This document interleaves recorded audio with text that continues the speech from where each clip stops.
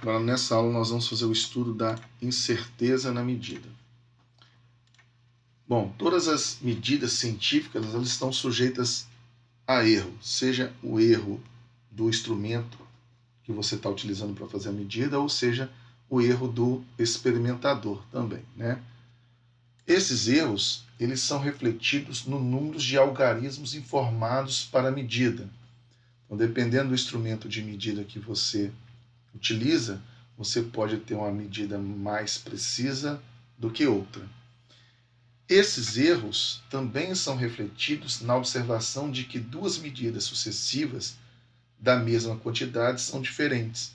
É por isso que quando nós fazemos análise quantitativa em um laboratório, há uma tendência de que nós façamos repetições daquela medida para diminuir o erro, certo? Porque às vezes, fazendo o mesmo experimento, você obtém dados diferentes. Se eles forem pouco diferentes entre si, não tem problema, você faz uma média dos valores obtidos, que isso é até comum. Agora, caso eles tenham uma grande diferença, aí você tem que ajustar o método e a experimentação que você está utilizando. Então, para isso, nós temos que definir o que é uma precisão e exatidão em uma medida.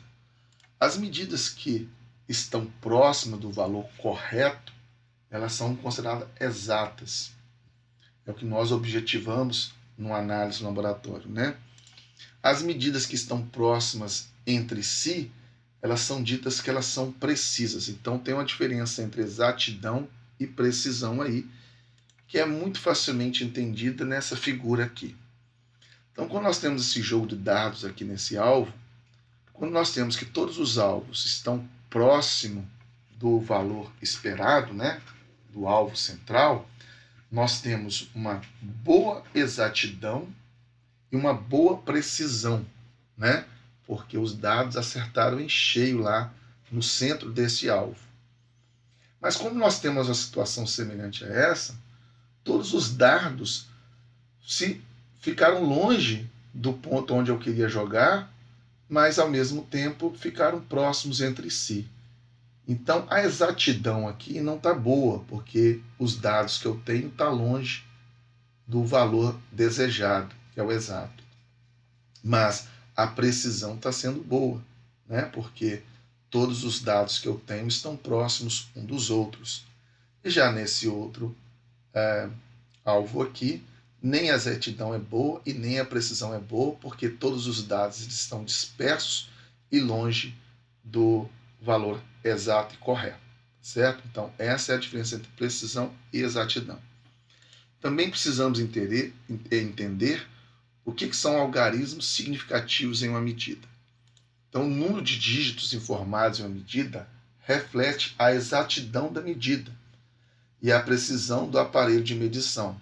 Por exemplo, no laboratório nós temos uma balança mais precisa, que é uma balança analítica, que ela tem 4 casas decimais depois da vírgula. Uma balança com 3 ou 2 casas decimais, ela é menos precisa, né? E vai informar uma medida não muito exata. Todos os algarismos conhecidos, com certeza, mais um algarismo extra, eles são chamados de algarismos significativos.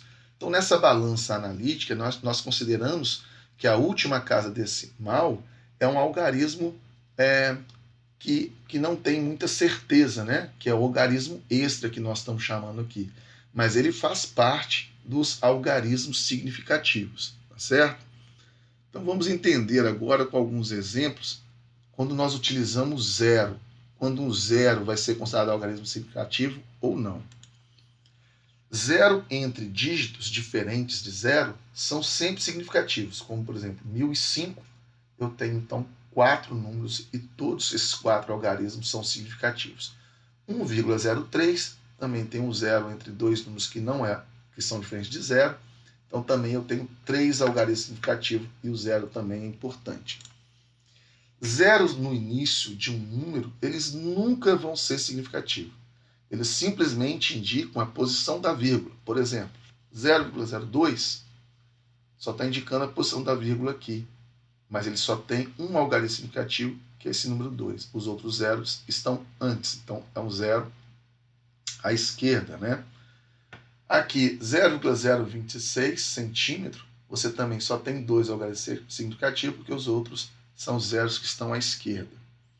Zeros no final de um número e após a vírgula, eles são sempre significativos, porque eles vão indicar a precisão da sua medida. Como, por exemplo, 0,0200, esses zeros antes do número, eles não são significativos, mas os zeros depois do número são significativos, principalmente se existe uma vírgula aqui. Então, aqui nós temos 3 algarismos significativos. Já aqui, 3,0, você tem 2 algarismos significativos, porque o zero depois da vírgula ele é importante para indicar a precisão da medida.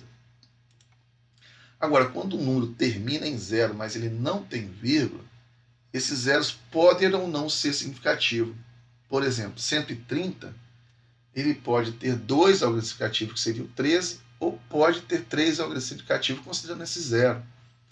Da mesma maneira que 10.300, você pode ter 3 algarismos significativos, que são esses 3 aqui, que são sempre significativos. Se você considera esse zero, você pode ter 4 algarismos significativos, ou se considera esse zero, 5 algarismos significativos. Então, se nós usarmos uma notação exponencial, isso vai eliminar a ambiguidade em saber se os zeros no final de um número são ou não significativos. Como, por exemplo, se eu pego 10.300 e escrevo ele de forma com notação exponencial, eu posso representar ele com 1,03 vezes 10 elevado a 4, que vai ser equivalente a 10.300. Então, aqui significa que nós temos 3 algarismos significativos, ou seja, que nenhum desses outros 2 zeros aqui eram significativos. Se eu escrever 1,030, eu passo a ter 4 algarismos significativos, porque 0 à direita, se tiver vírgula, ele é sempre significativo, vezes 10 elevado a 4, né, para dar 10.300. E aqui 1,0300, você vai ter 5 algarismos significativos, porque esses 2 zeros aqui também aparecem depois da vírgula, então eles são considerados significativos. Então vamos resolver alguns exemplos. Um exemplo 1 pergunta: qual que é a diferença existente entre 4,0 gramas e 4,00 gramas? Existe uma diferença aí, tá?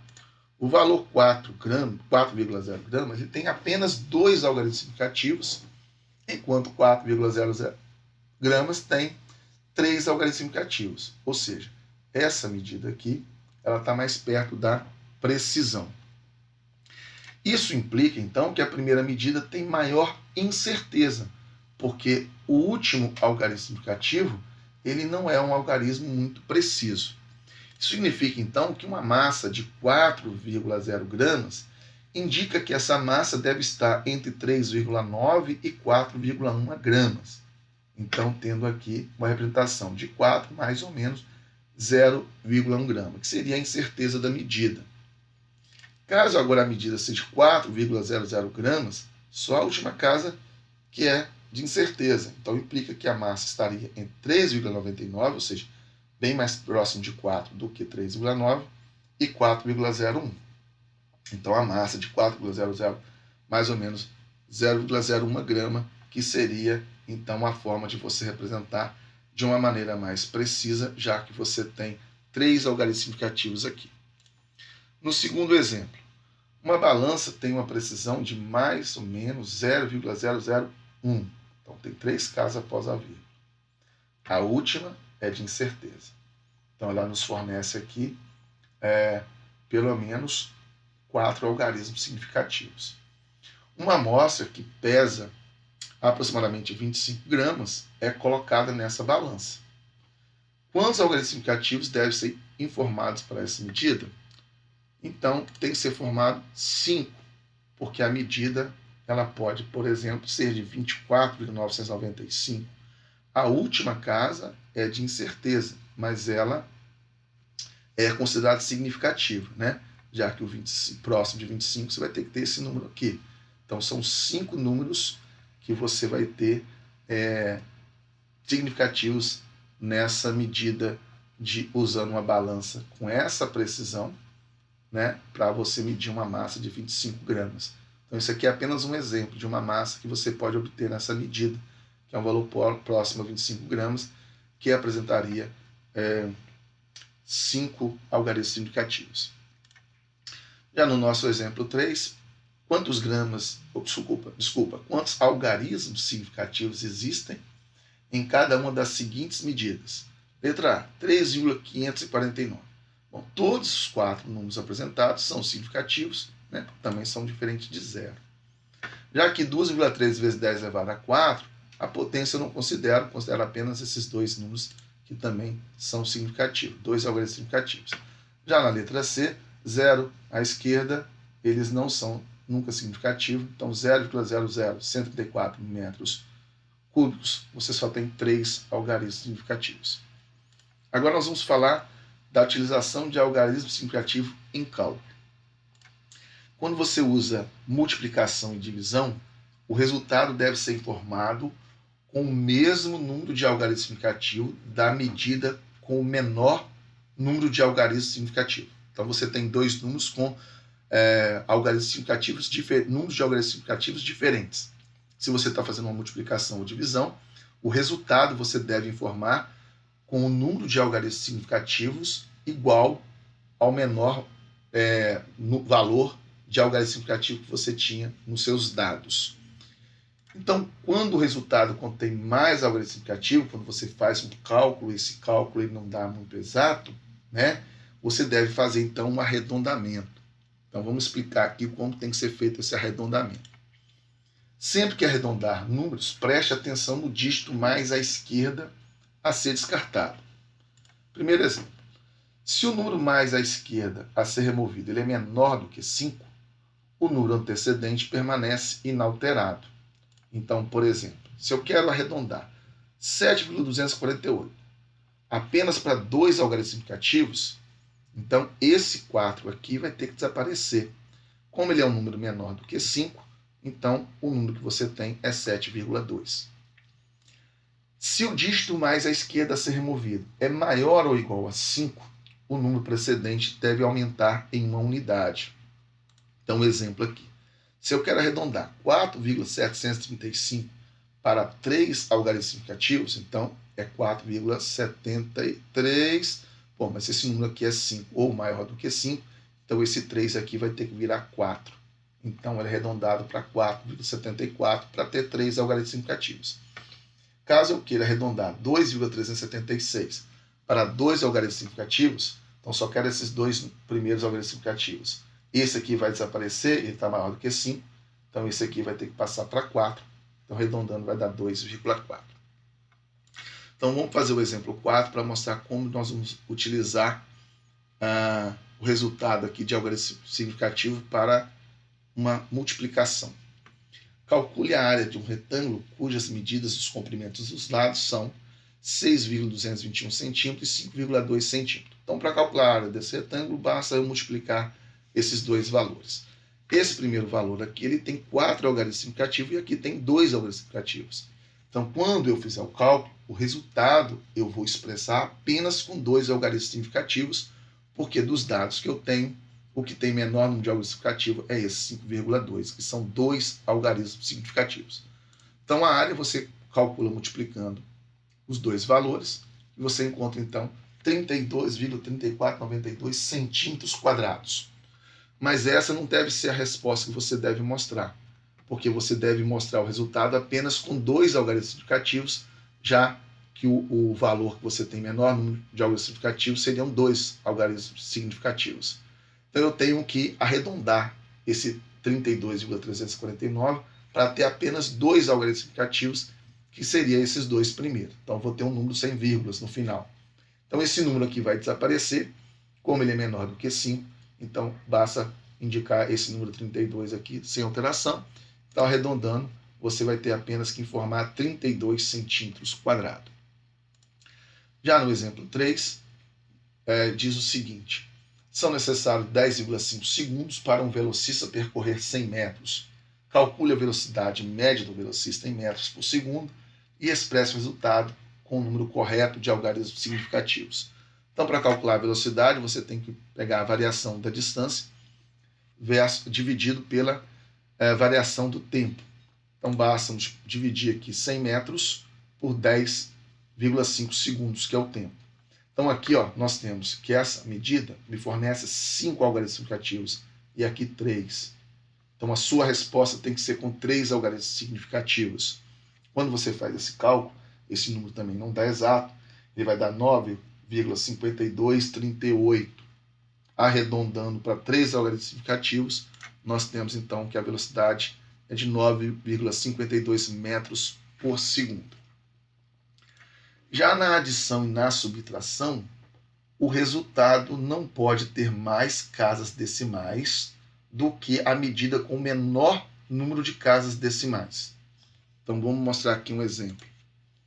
Eu tenho aqui então a soma de 20,4, que tem 3 algarismos significativos, aqui 1,322 tem 4 algarismos significativos e aqui 83 que tem 2 algarismos significativos. Mas aqui nessa adição, eu não estou muito preocupado com os números de algarismos significativos, e sim com o número de casas decimais. Então, o resultado na adição e subtração não pode ter mais casas decimais do que a medida com o menor número de casas decimais. A medida com o menor número de casas decimais é 83, que não tem nenhuma casa decimal. Então, quando eu somar esses valores, o resultado dá 104,722. Só que o resultado que eu devo informar é 105, já arredondando, porque o resultado que eu devo informar não tem que ter nenhuma casa decimal, já que tem que obedecer essa regra, já que o número que não tem o menor número de casas decimais, no caso é 83, que não tem nenhuma, ele é que indica quantas casas decimais deve ter no meu resultado dessa soma. Então, arredondando 104,722 para nenhuma casa decimal, esse número 7 aqui que vai ter que desaparecer, ele é maior do que 5, então esse número 4 tem que subir uma unidade, por isso que o resultado tem que ser apresentado como sendo 105, tá? Considerando aqui então os algarismos significativos na adição e na subtração. Então finalizamos essa aula aqui e até a próxima aula.